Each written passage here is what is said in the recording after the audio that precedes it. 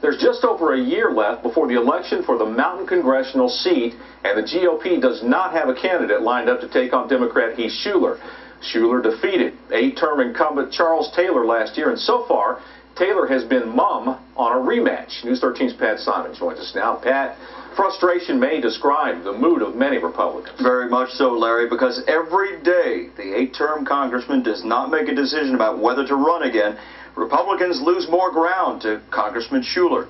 Some of them believe the GOP should even move forward with or without Taylor. Tile goes on top of this porch.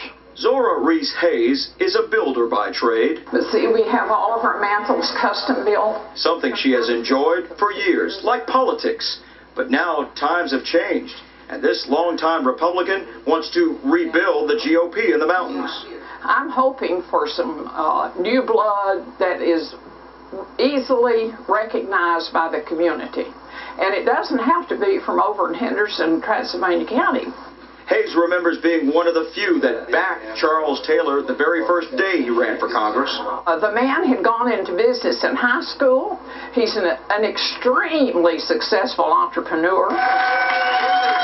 And she stayed with him ever since, until now. I really think that 16 years is enough for any congressman to serve.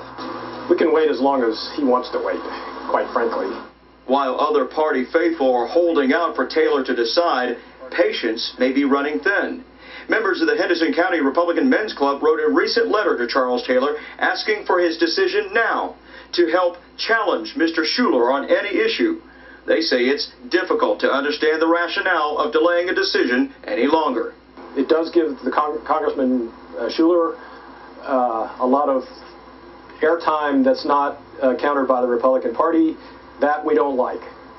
That's why some mountain Republicans are encouraging potential candidates to step forward now and not wait for Taylor's decision. If they don't have that much courage, they don't deserve to run. Now, they ought to be able to take Charles Taylor on. That was from a Republican.